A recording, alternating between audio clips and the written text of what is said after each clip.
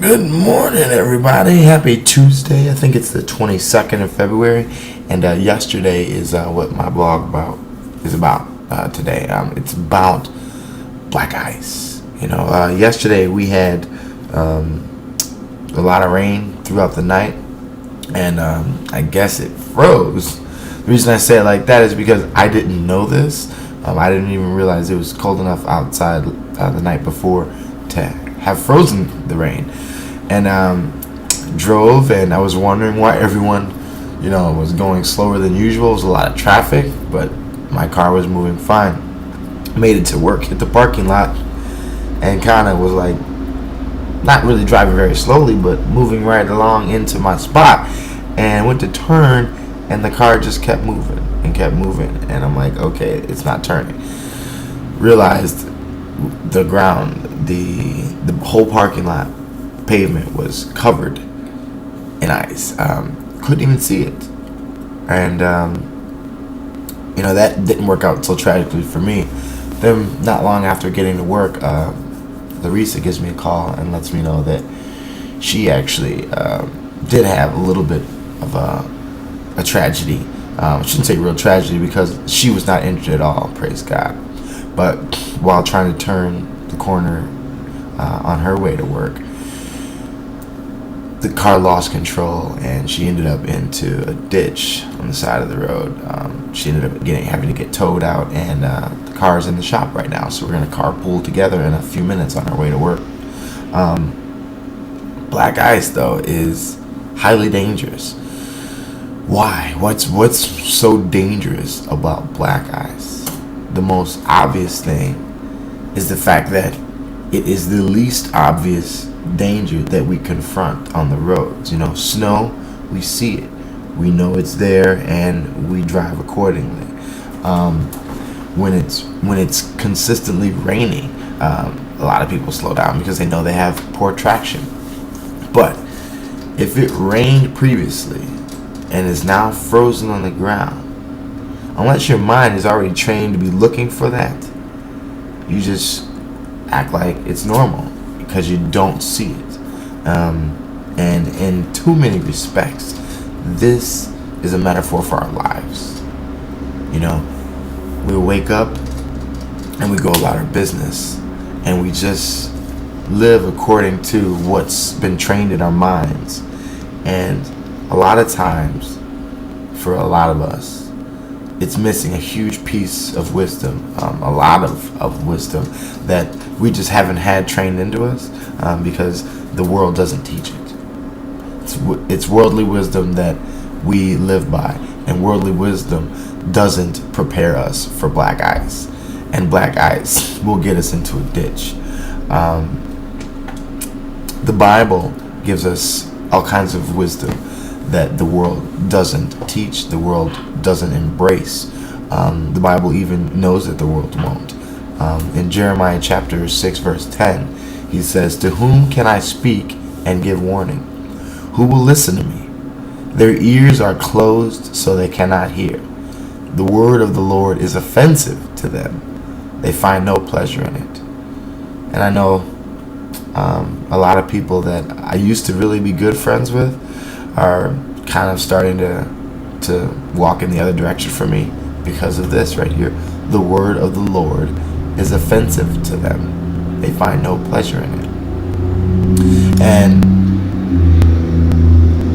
I don't want to get all into that one right there, but it's unfortunate that warnings about the path that we're on and where it could lead are unpleasurable. And why are they unpleasurable? Because they're telling us to turn another direction or to slow down the vehicle instead of what the world tells us, which is get there as soon as you can, have fun doing it, there's nothing ahead, don't you even worry.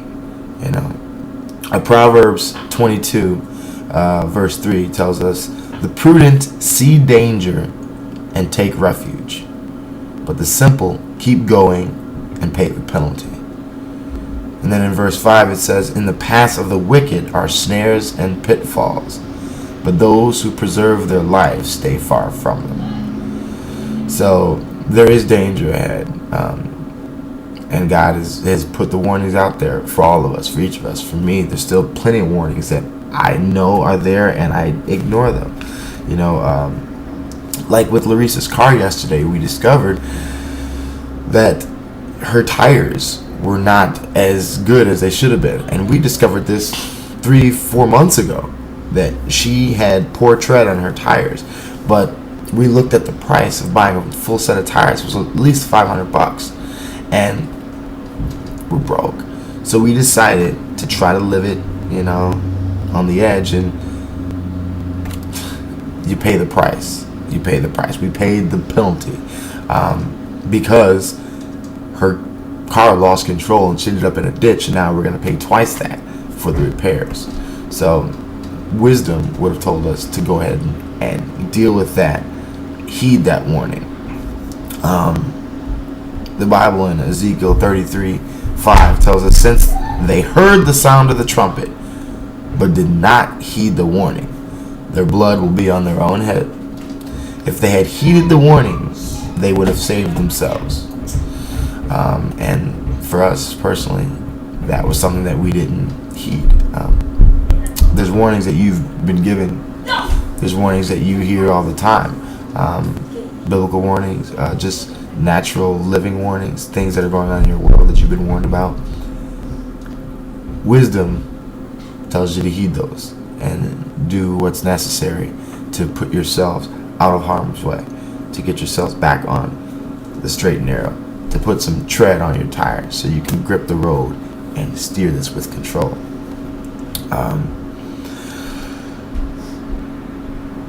And Jeremiah, as I close this blog out today, Jeremiah 7:24-28 tells me something that I keep myself in perspective of, and I hope it doesn't apply to you, because that's unfortunate if it does.